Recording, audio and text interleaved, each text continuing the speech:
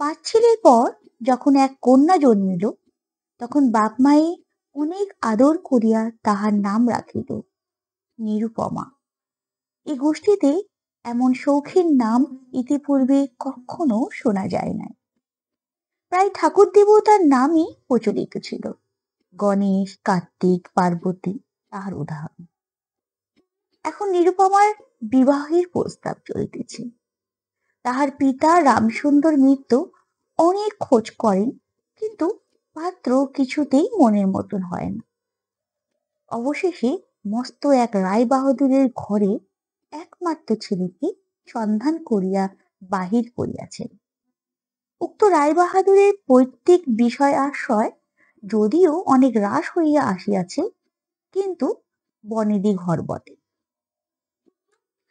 বরপক্ষ হইতে 10,000 টাকা পণ এবং বহুল দান সামগ্রী চাহিয়া বসিত।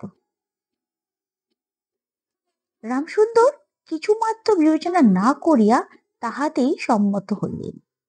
এমন পাত্র কোনো মতে হাতছাড়া করা যায় না। কিছুতেই টাকার জোগাড় আর হয় না। বাধা দিয়া বিক্রয় করিয়া অনেক চেষ্টাতেও 6,000 বাকি রহিল। এদিকে বিবাহের দিন নিকট হইয়া আসিয়াছে। অবশেষে বিবাহের দিন উপস্থিত হইল।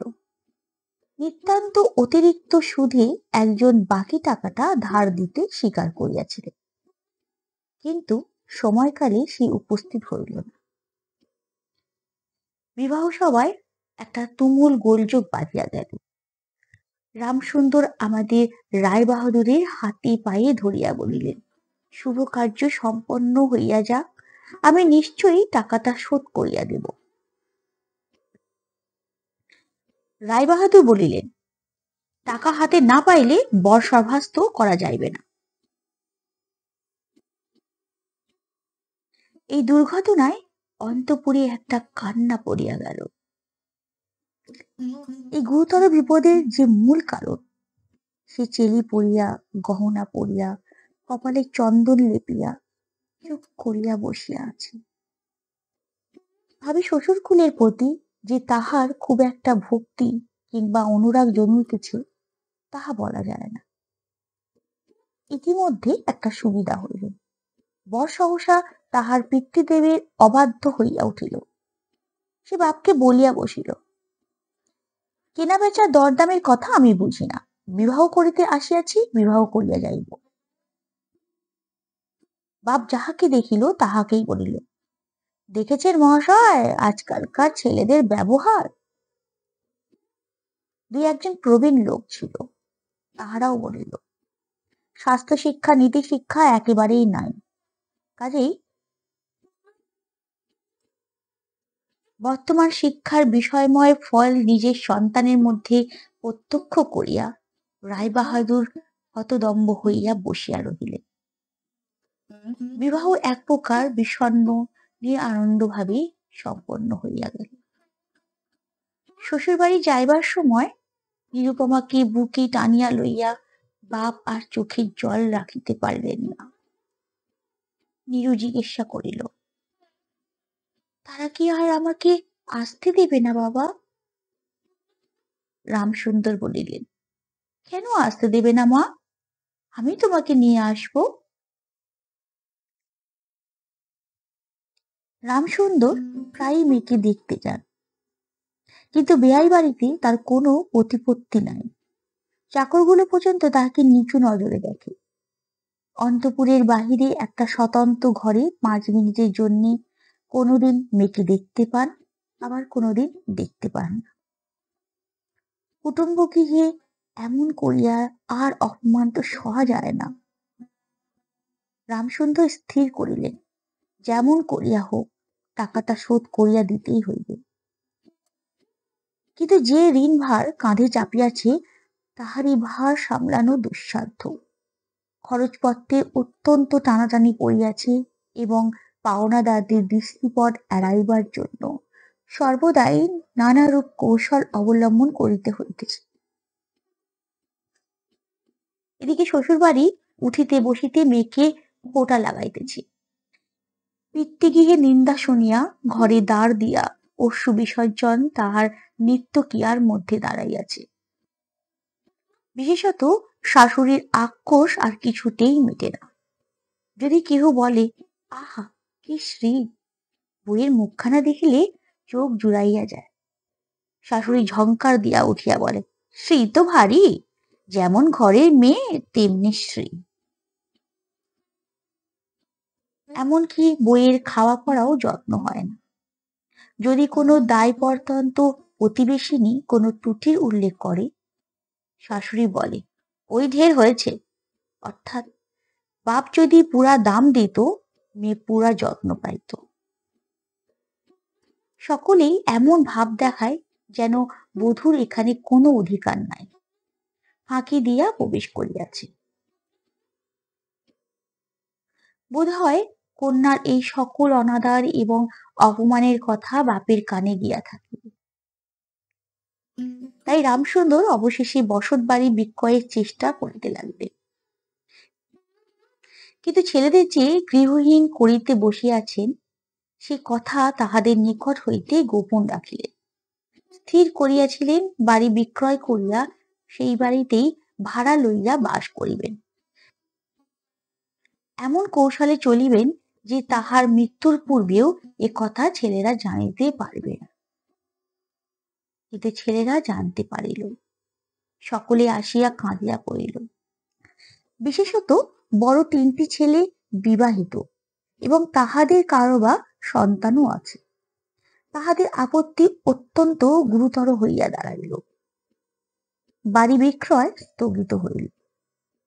তখন রামসুন্দর নানা স্থান হইতে বিস্তর সুদে অল্প অল্প করিয়া টাকা ধার করিতে লাগলেন। এমন হইল যে সংসারের খরচ আর চলে না।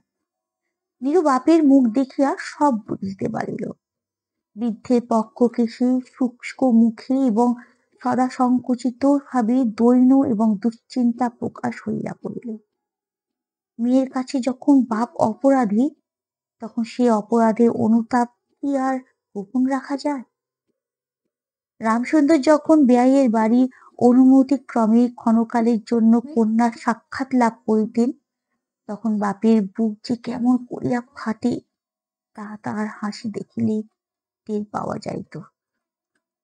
সেই ব্যথিত পিতৃ হৃদয়কে সান্ত্বনা দেবার উদ্দেশ্যে দিন কতক বাপের বাড়ি যাইবার জন্য নীরু নিতান্ত অধীর হইয়া উঠিয়াছে।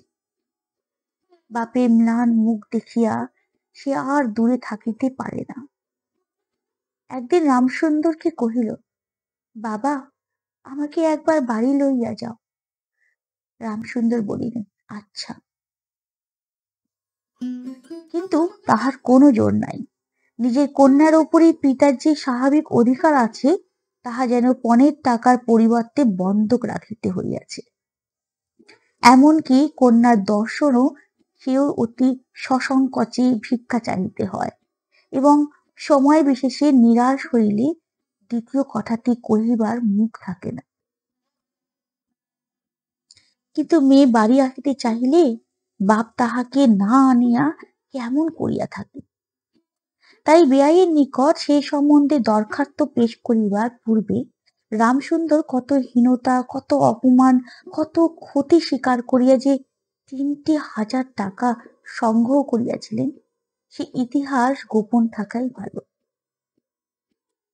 মুখখানি রুমালে জড়াইয়া চাদরে বাঁধিয়া রামসুন্দর বেয়াইয়ের নিকট গিয়া বসিলেন।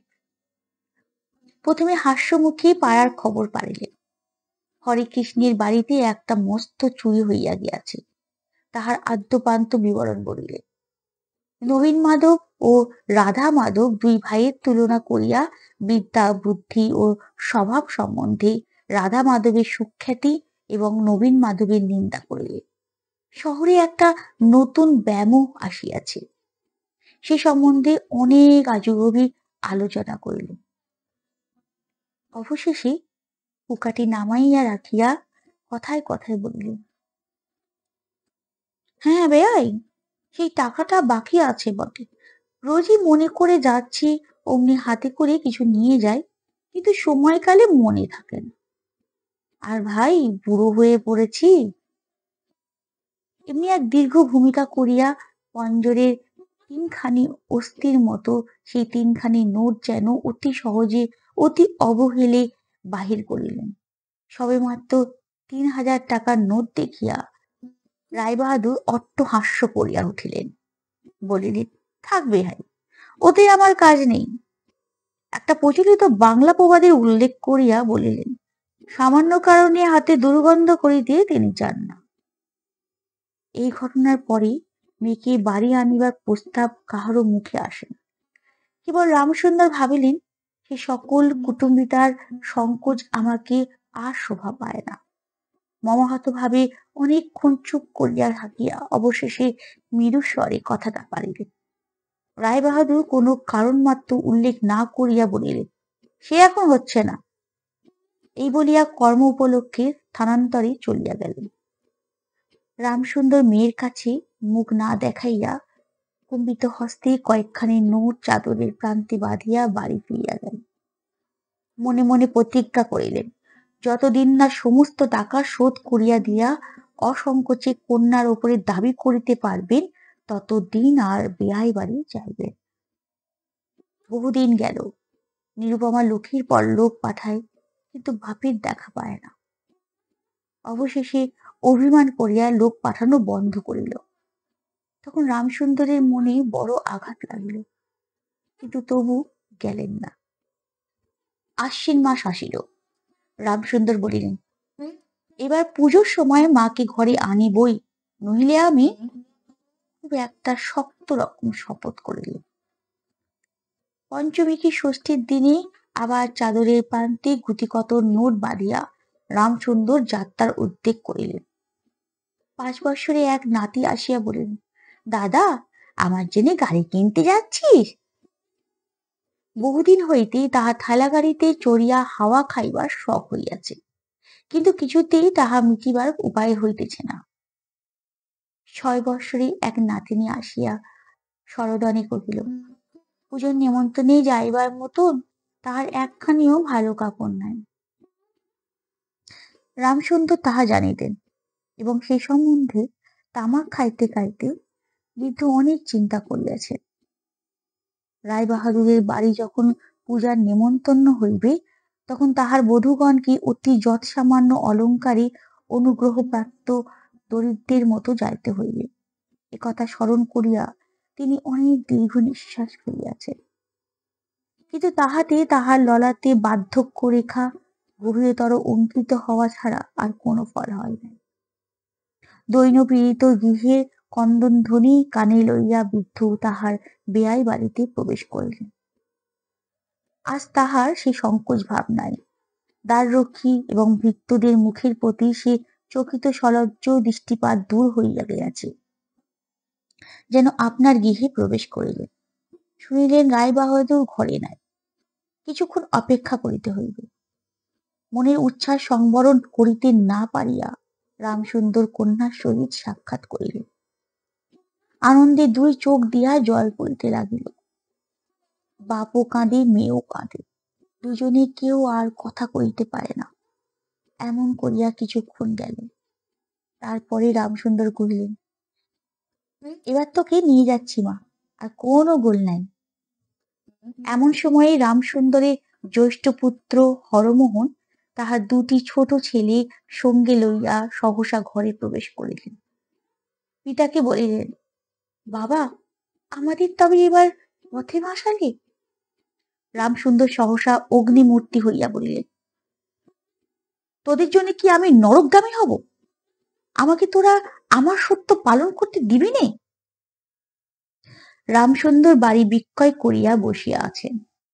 ছেলেরা কিছুতে না জানিতে পায় তাহার অনেক ব্যবস্থা করিয়াছিলেন, কিন্তু তবু তাহারা জানিয়াছে দেখিয়া তাহাদের প্রতি হঠাৎ অত্যন্ত রুষ্ট ও বিরক্ত হইয়া উঠিলেন। তাহার নাতি তাহার 2 হাঁটু সবলে জড়াইয়া ধরিয়া মুখ তুলিয়া কহিল, দাদা, আমাকে গাড়ি কিনে দিলে না?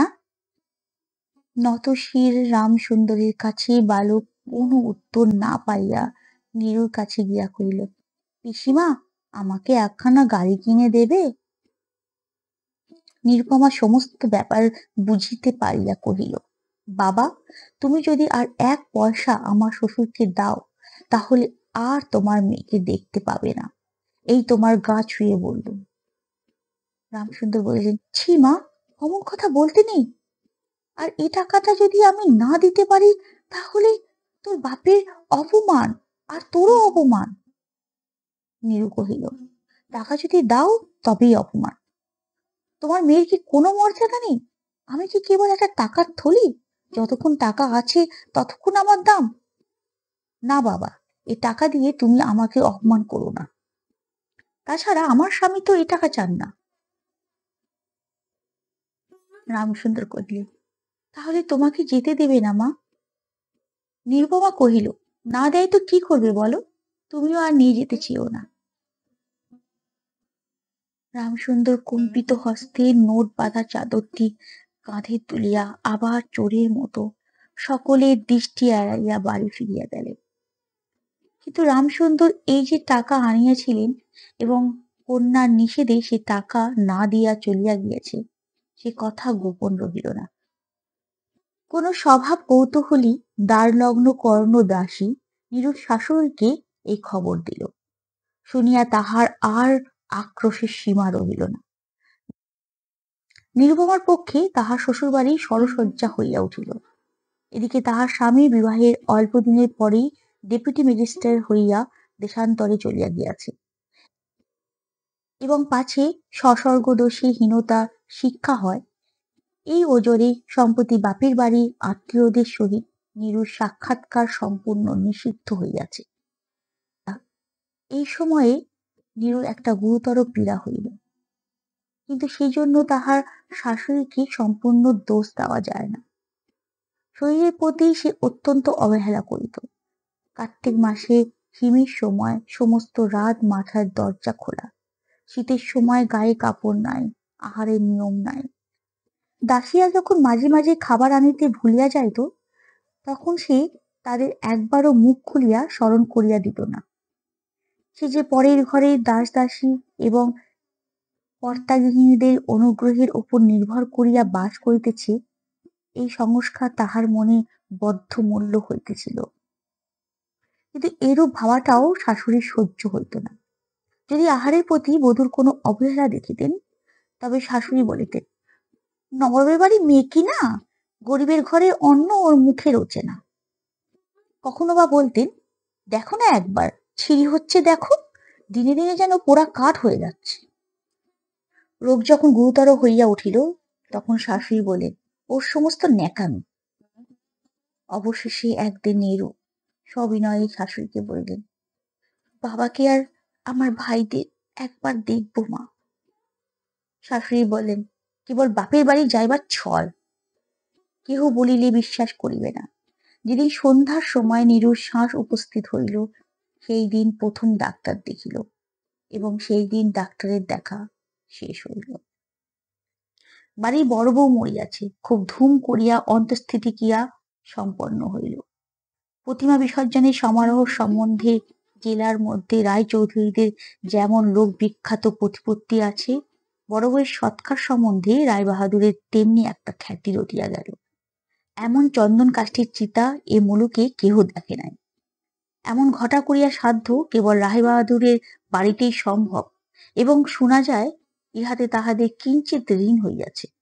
রামসুন্দরকে সান্ত্বনা দেওয়ার সময় তাহার মেয়ের যে কিরূপ মহাসমারোহে মৃত্যু হইয়াছে, সকলেই তাহার বহুল বর্ণনা করিল। এদিকে ডেপুটি ম্যাজিস্ট্রেটের চিঠি আসিল, আমি এখানে সমস্ত বন্দোবস্ত করিয়া লইয়াছি, অতএব অবিলম্বে আমার স্ত্রীকে এখানে পাঠাইবে। রায়বাহাদুরের মহিষী লিখিলেন, বাবা, তোমার জন্য একটা মেয়ের সম্বন্ধ করিয়াছি, অতএব অবিলম্বে ছুটি লইয়া এখানে আসিবে। এবারে 20,000 টাকা পর।